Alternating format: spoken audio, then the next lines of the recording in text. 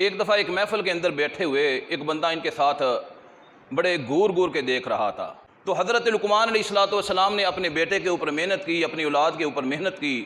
کہ اے میرے بیٹا، اگر زندگی کے اندر کوئی گناہ سرزد ہو جائے، جب موت کی گھڑی آ جاتی ہے نا، پھر اللہ ایک سیکنڈ بھی آگے پیچھے کرنے کا موقع نہیں دیتا۔ اگر میں آپ اربوں خربوں پتی ہیں، اگر کوئی تکلیف پہنچے اور زمین کے اندر اکڑ کے مت چلو، بے شک اللہ تعالیٰ کی ذات شیخی بگارنے والے اور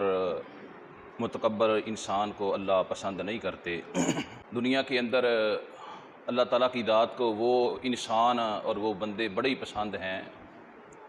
جو ساری زندگی اپنی اولاد کے اوپر اس وجہ سے محنت کرتے رہتے ہیں کہ اصل میرا پھل اور اصل خزانہ میرے لیے یہ ہے۔ اصل کے اندر ان کی جو نیکی ہے قبر کے اندر میرے لیے خوشبو کا سامان پیدا کرے گی۔ ان بندوں کے اندر سے ایک حضرت لقمان علیہ الصلوۃ والسلام، جن کو اللہ تعالیٰ کی ذات نے قرآن پاک کی زینت بنایا، ساری زندگی اپنی اولاد کے اوپر اور اپنی بیوی کے اوپر محنت کرتے رہے، یہی سوچ سوچ کر۔ حضرت لقمان علیہ الصلوۃ والسلام کے بارے کے اندر بعض لوگوں نے یہ لکھا ہے کہ یہ حضرت ایوب علیہ الصلوۃ والسلام کے بھانجے تھے، بعض کہتے ہیں ان کے جو خالہ داد بھائی تھے۔ باہر کیف میں نے کل بیان کیا تھا کہ سیاہ فام مصر کے رہنے والے ایک دفعہ ایک محفل کے اندر بیٹھے ہوئے ایک بندہ ان کے ساتھ بڑے گور گور کے دیکھ رہا تھا، تو حضرت لقمان علیہ الصلوۃ والسلام فرمانے لگے، اگر تم میرے دو موٹے موٹے ہونٹوں کی طرف دیکھ رہے ہو نا، تو یہ بات تم ذہن کے اندر رکھنا کہ میرے ان دو موٹے ہونٹوں کو اللہ نے شرف یہ عطا کیا ہے کہ ان کے اندر سے جو ہے وہ رقت آمیز کلام نکلتا ہے، رقت آمیز باتیں نکلتی ہیں۔ اور اگر تم میرے کالے سیاہ ترین رنگ کو دیکھ رہے ہو تو پھر بھی ذہن کے اندر یہ رکھنا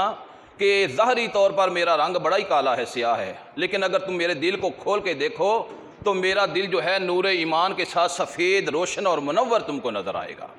تو حضرت لقمان علیہ الصلوۃ والسلام نے اپنے بیٹے کے اوپر محنت کی، اپنی اولاد کے اوپر محنت کی، دونوں مشرک تھے، دونوں کو توحید پرست بنا دیا۔ تو حضرت لقمان علیہ الصلوۃ والسلام نے اپنے بیٹے کو ایک یہ نصیحت کی کہ وَلَن تُؤَخِّرِ التَّوْبَةَ، کہ اے میرے بیٹا، اگر زندگی کے اندر کوئی گناہ سرزد ہو جائے اور پھر اس کے بعد آپ توبہ کرنے کا ارادہ کریں تو توبہ کرنے کے اندر دیر نہیں کرنی۔ اس سے مراد میری پتہ کیا ہے؟ بعض لوگ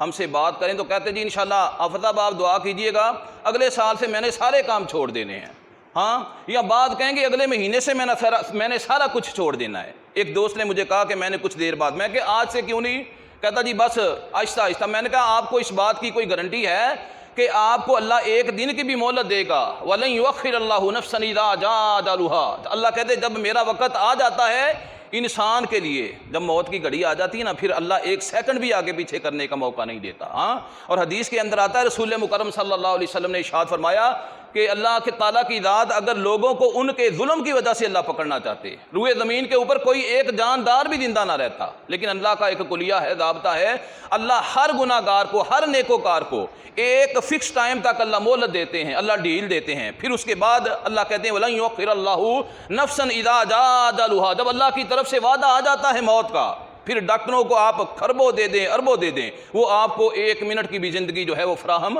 نہیں کر سکتے۔ تو پہلی نصیحت حضرت لقمان علیہ الصلوۃ والسلام نے اپنے بیٹے کو یہ کی کہ جب توبہ کا ارادہ کر لو فوری طور پر اللہ سے توبہ کرو۔ دوسری بات یہ ہے، اپنے بیٹے سے یہ کہا بیٹا،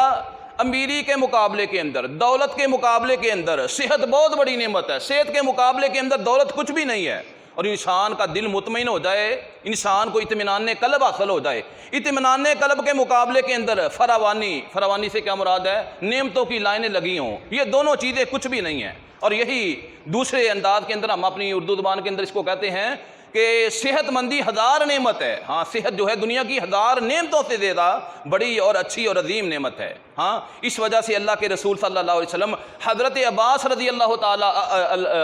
تعالی عنہ نے رسول اللہ صلی اللہ علیہ وسلم سے سوال کیا تو اللہ کے رسول نے فرمایا کہ اے میرے چچا، اکثر فی الدعاء بالعافیہ، کہ اے میرے چچا جان، جب آپ دعا کرو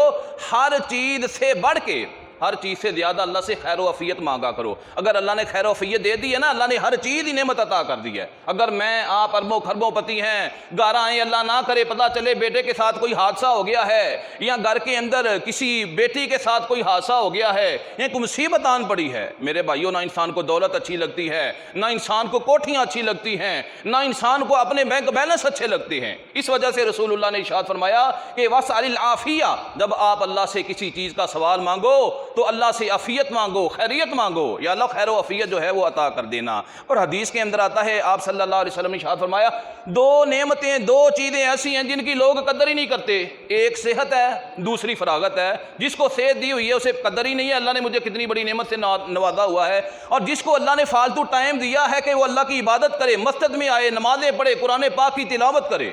اس کو بھی اس چیز کا اندازہ نہیں ہے کہ اللہ نے اس کو کتنی بڑی نعمت دی ہے۔ تو یہ دو نصیحتیں حضرت لقمان علیہ السلام نے اپنے بیٹے سے کی۔ تیسری نصیحت قرآن پاک کے اندر، وَاصْبِرْ عَلَىٰ مَا أَصَابَكَ، اے میرے بیٹے اگر کوئی تکلیف پہنچے تو آپ نے کیا کرنا ہے؟ صبر سے کام لینا ہے۔ إِنَّ ذَلِكَ مِنْ عَزْمِ الْأُمُورِ، بے شک صبر سے کام لینا یہ بڑے ترین کاموں کے اندر سے کام ہے۔ تو اللہ کے رسول صلی اللہ علیہ وسلم نے فرمایا صبر ایک کتنی بڑی دولت ہے کہ انسان کے لیے دنیا کے اندر جو بندہ صبر کرنے کا ارادہ کر لیتا ہے، اللہ تعالیٰ کی ذات اس کو توفیق بھی دے دیتی ہے۔ آپ صلی اللہ علیہ وسلم نے فرمایا کہ انسان کے لیے، مسلمان کے لیے صبر سے بڑا دنیا کے اندر اللہ تعالیٰ کی طرف سے بڑا تحفہ اور عطیہ انسان کے لیے اس سے بڑا کوئی نہیں ہے کہ اللہ کسی بندے کو مصیبت کے اوپر صبر کرنے کی توفیق عطا فرماتے۔ اور قرآن پاک کے اندر اللہ ارشاد فرماتے ہیں، انما یوفی الصابرون اجرهم بغیر حساب، کہ ہم قیامت کے دن صبر کرنے والوں کو بغیر حساب کے، ہاں ماپ کے نہیں، تول کے نہیں، بغیر حساب کے ہم ان کو اجر و ثواب جو ہے وہ عطا فرمائیں گے۔ تو تیسری نصیحت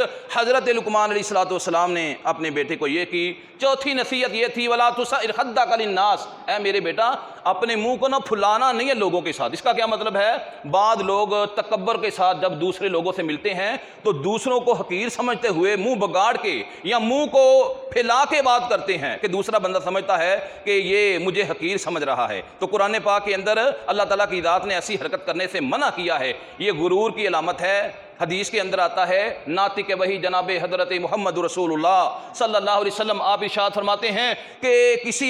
کوئی بندہ متکبر ہو، اس کی سب سے بڑی نشانی یہ ہے، پہلے نمبر کے اوپر حق کو جھٹلائے اور دوسرے نمبر کے اوپر دوسرے بندے کو حقیر سمجھے۔ میں امیر ہوں، آپ غریب ہیں، میرے کپڑے زیادہ اچھے ہیں، آپ کے کپڑے جو ہیں سادہ ہیں۔ تو اللہ کے رسول نے فرمایا یہ متکبر ہونے کی سب سے بڑی نشانی ہے، اور قیامت کے دن متکبر لوگ جو ہیں چھوٹی چھوٹی چیونٹیوں کی صورت کے اندر اللہ کی دربار کے اندر پیش کیے جائیں گے۔ اب اس کے بعد پانچویں نصیحت حضرت لقمان علیہ السلام نے اپنے بیٹے سے یہ کی، وَلَا تَمْشِ فِي الْأَرْضِ مَرَحًا، اے میرے بیٹے زمین کے اوپر اکڑ کے نہیں چلنا، ہاں لٹھا پہننا ہو، کاٹن کرنڈی پہنی ہو، دو گھوڑا بوسکی پہنی ہو اور اکڑ کے چلے زمین کے اوپر، اور نماز بھی پڑھے تو نماز کے اندر خشوع و خضوع کا خیال نہیں، اپنے کپڑوں کو سیدھا کرتا رہتا ہے۔ حدیث کے اندر آتا، بخاری کی روایت ہے، اللہ کے نبی صلی اللہ علیہ وسلم نے ارشاد فرمایا، بنی اسرائیل کے اندر ایک امیر ترین بندہ، اس نے بہترین قسم کا چوگا پہنا ہوا تھا اور کنگھی کر کے زمین کے اوپر اکڑ کے غرور کے ساتھ، تکبر کے ساتھ اور گمنڈ کے ساتھ چل رہا تھا۔ تو رسول کریم فرماتے ہیں اللہ تعالیٰ کی ذات نے اس کو زمین کے اندر